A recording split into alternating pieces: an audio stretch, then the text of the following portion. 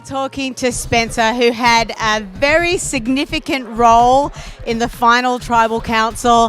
Thank you for speaking to Reality Wanted. Of course. Awesome to speak to you. Wow, talk about missing the boat by this much.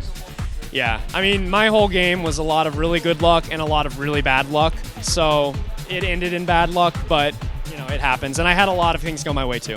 You were the cat with 9 lives. Yeah. I needed 10. I needed one more. I got Jeffra when she went home, when LJ went home, when Jatia went home, so many times that I easily could have been going home. So definitely I have to count my blessings. I think the most telling moment was when you opened your hand and you had the white rock and the look on your face and the energy in your body. Yeah, no, that was it was tough, and that was such a cool moment that we drew rocks for an advantage. But at the time, that was not a cool moment. I spent $500 and got nothing. That was tough.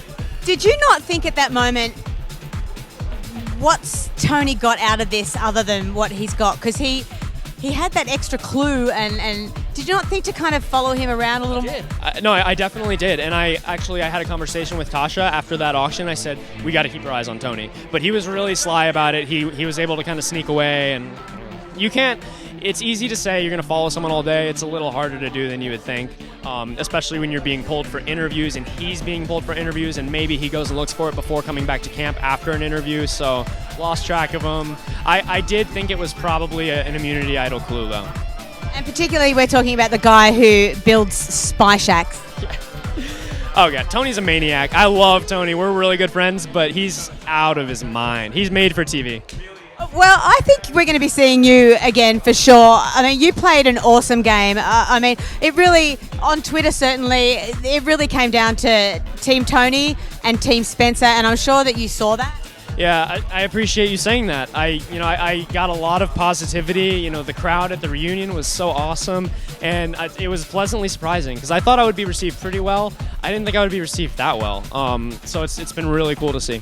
I love how you described your different game playing between you and Tony, and it really showed up in the puzzle making, where Tony was like, and you were just like, dude, I'm just going to stab it. On that slide puzzle. Once I saw him start to do the slide puzzle and just frantically moving things, I'm like, okay, I have some time, I can do it.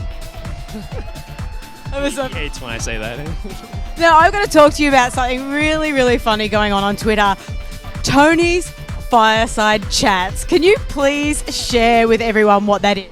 Okay, so Tony is a maniac, not only in Survivor, but in text message form. So I wake up at 9 a.m., I'll check my phone, and I'll see text messages. The whole thing is just Tony. Hey, you up? What's up? What's up? What did you think of this interview? Did you see this preview?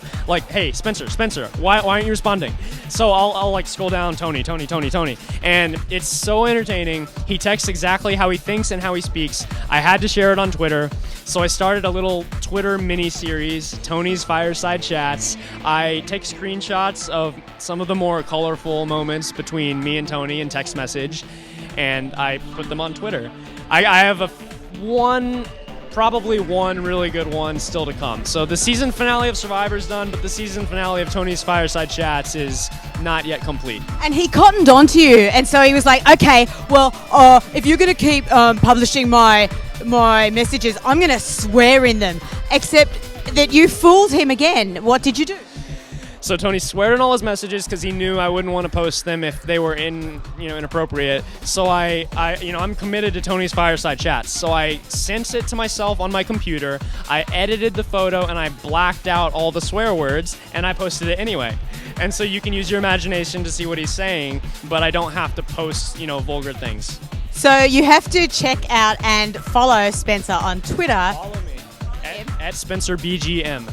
And you will check out Tony's Fireside Chats. Now, onto a fireside chat of a different sort. The final tribal council. I think the most surprising moment of all was when you stood up and gave a speech for Tony. When did you decide to do that? I decided to do that a few hours before Tribal. You talked to Jeff and another guy before you do it, and I was talking them through my thoughts, and I had some questions for Tony, and I told them why I want Tony to win, and they were like, just say that. So I did, and for me it was really important that the right person won, and I think he did. And that was my goal. It was just like, if I'm not going to win, as a fan, I care about what happens, and I want to see the guy I love Wu. Like, I think Wu's a great guy, but I wanted to see the guy that I feel played a better game win. Just judging by the faces and the tone of the questions, I really think that you swayed the game.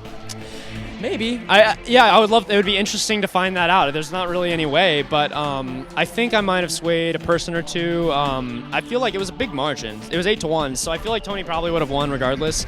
But if there was any chance he was losing, I wanted to try and push that, out of the equation. I wanted to do everything I could. Have you spoken to Wu since? And how did that conversation go? Yeah, no, I've spoken to Wu. Wu, I feel like what he did, not taking Cass to the end, speaks poorly for him as a player, but speaks really, really well for him as a guy. He's such a good guy. And, I consider him a friend now. I love Wu. And I told him I respect his game. I respect him. And, I just said I had to say what I thought.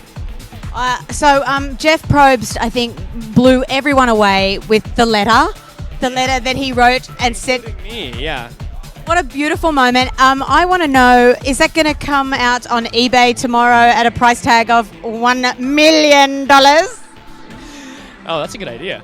Maybe I should do that, but probably not. It's a letter from Jeff Probst as the fan I am, as the player I was, as, just a person who really likes Jeff as a guy. That's something that's pretty cool for me, and something that's, I could sell it, but I consider it priceless. Then signed photocopies, 1 million signed photocopies for $1. By priceless, I mean $1 million, I would still sell it. But okay, so if you want to buy the $1 million, that's the price tag. If you can put up $1 million, it is yours. See, there's many ways to skin a cat. What's next now? Obviously, we're going to see you on other Survivors. Oh, I hope. We'll see. I'm not one to count my chickens before they hatch, but I definitely hope so, yeah. And outside of Survivor World? Outside of Survivor... That was Tony. We just heard the llama come out. Speaking of the llama, no, we've got to talk about Cass, actually, before we talk about what's next. I mean, God, we could talk for 5 years. What do you want to say most in finishing that chapter? With Cass? Okay, so I think Cass definitely was a little misunderstood. I think in real life, Cass, she means really well. She's a good person. But I think in the game, it's a game that grates on you. It's a game that can bring out, not your best qualities. And I think that definitely got on people's nerves. Definitely got on mine, and you saw it. I think you actually held yourself very well, considering you're also one of the youngest players. Yeah, one of the youngest, so I did what I could. You definitely saw some of the immaturity, the emotional responses. I was a very emotional player, maybe not emotional, but very reactionary. So you definitely saw that and saw some of my youth come out. Speaking of being young, one of the Twitter questions is, let me just get it right. Please ask Spencer why he didn't grow a full beard the entire time he was there. That's a really good question. I think I might have a record, worst facial hair growth in Survivor history. I think so. But yeah, you would have to ask my genes, not me. But you never know. If I am lucky enough to come back, maybe you'll see not only an improved Survivor game, but an improved beard. Another Twinterview question that we have for Spencer was, why did you stay aligned with Garrett after he went crazy? Yeah, that's really tough. At that time, after Jatia threw out the rice, and after Cass was just hated Jatia, Cass hated Jatia at that point. So I was like, okay, Jatia is 100% going home. I don't agree with what Garrett did, but he's pretty much my closest alliance at this point. So I guess I have to just roll with it. We had conversations in private. I said, "What the heck are you thinking?" But I felt as if I kind of had to bite the bullet, and at that time, I felt like I had to go with the flow, and it was a mistake.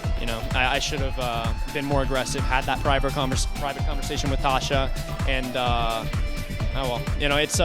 opportunities come and go. They pass really quickly, and I didn't seize nearly as many as I could have. Well, we loved your game. You're an awesome person. You're a beautiful young man, and you have a very bright future ahead of you outside of Survivor and in Survivor. I look forward to seeing you in many more games, maybe playing as a hero, maybe playing as a villain. Maybe you'll come back and play a different game. You never know. I have 2 guys on my shoulder, and you didn't see the villainous side because I was never really in a position to be villainous. My goal will be to play well, and maybe that comes off as villainous. It did for Tony, but maybe it doesn't. So we'll have to see.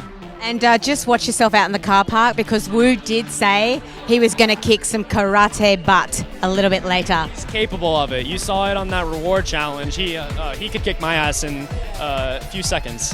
Thank you so much.